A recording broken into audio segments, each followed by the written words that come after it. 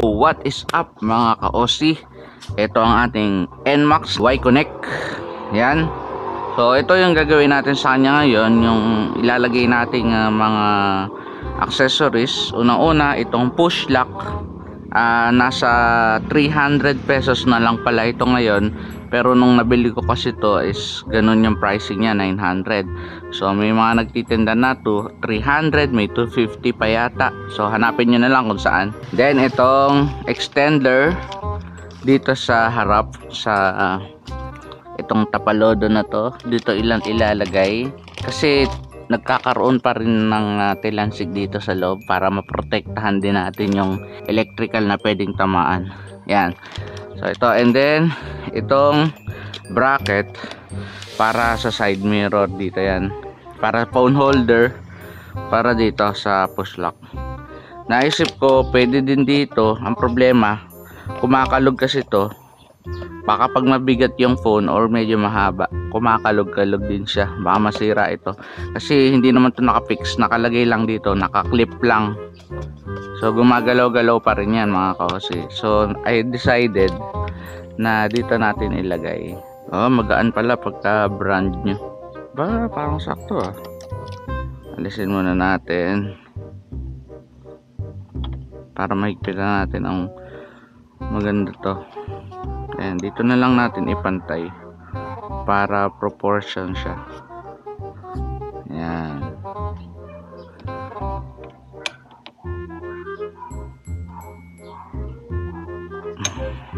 Tapos lagay natin tong side mirror. See to it na nakasagad. Ayan, skip na. Medyo mataas lang ito kasi dito. Ang ganda ng locks niya, hindi pala baduy. Lagyan lang natin ng silicone tape kasi madulas pala to. Yung yari niya madulas. Yan. Then lagay ulit natin. Sana di na dumulas. Medyo tataba lang. Naku, masyado atang mataba.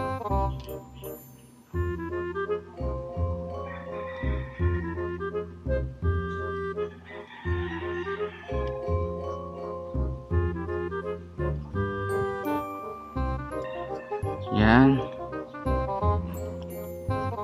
Try natin sa phone. Ayan mga kasi, nailagay na natin. Na-secure na rin natin lahat. So try natin sa quad lock. Yun no. Ayan, normal lang yung ganyang play. Yan. Okay lang yan. So for me okay na to, yung ganyan. So try natin i-connect sa Y-Connect. Tingnan natin kung magko-connect sa Y-Connect.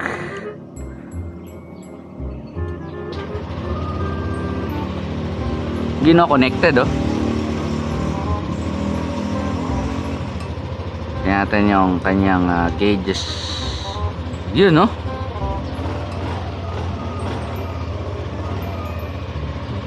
May RPM din oh. Ayan, pwede na rin ako mag-waste pag medyo malayo. So goods na goods yung ating accessory na to. So ang sunod naman natin ay itong front fender. Bubutasan ko talaga siya mga kausi. So SEC brand to, around 200 ko nabili. Ayan o, OEM style, NMAX nakalagay. Sana kasya dito kasi version 2 yata nakalagay, pero alam ko isa lang naman yun. Gas.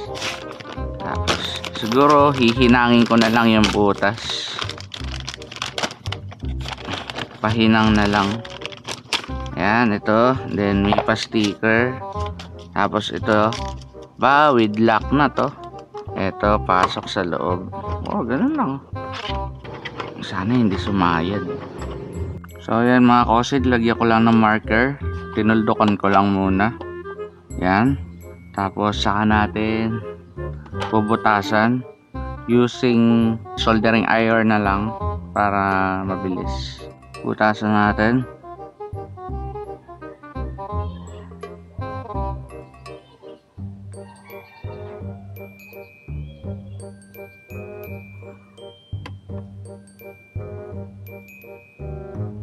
mararamdaman yung medyo masakit sa kalooban dahil bago to.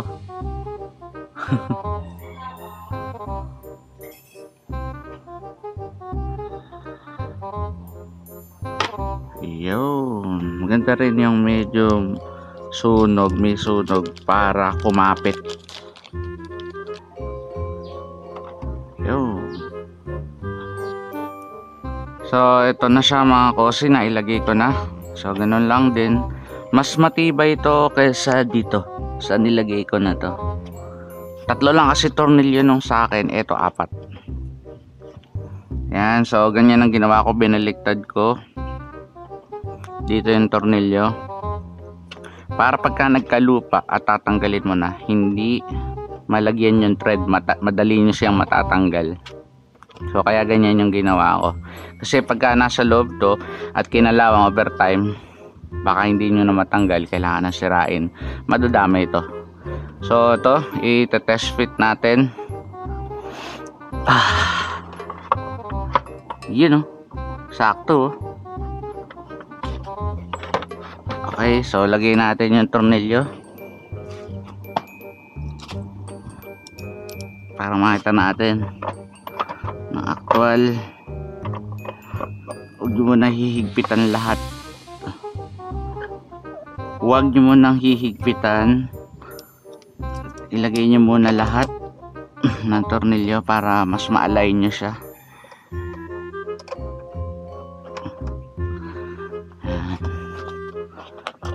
Para di siya maglaban-laban.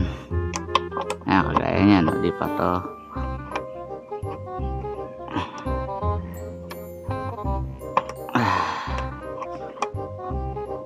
Sana hindi sumayad.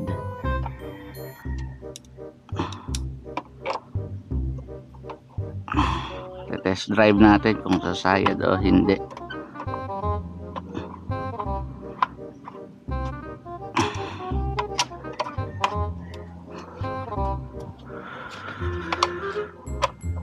Parang sumasayad ah.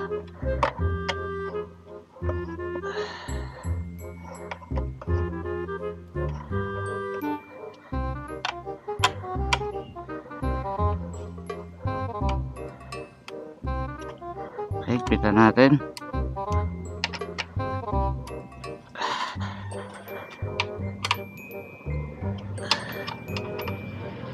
Okay, testing natin mga ka-OC kung sasayad siya. Tapos ito din, tingnan natin kung mahuhulog ba o hindi.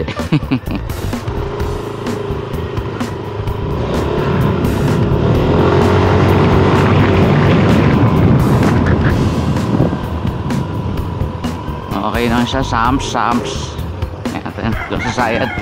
Oh, hindi naman tumutunog, wala namang kumakalampag. Yan oh, Y-Connect oh.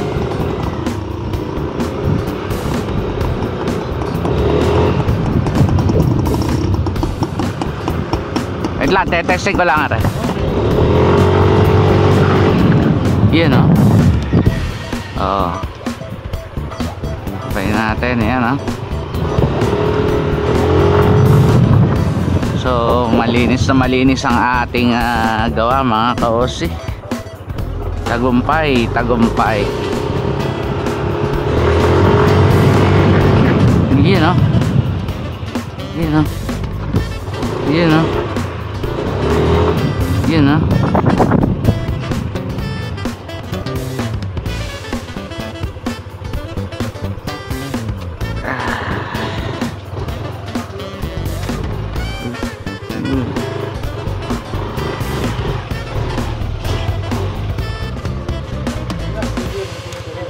180 yan.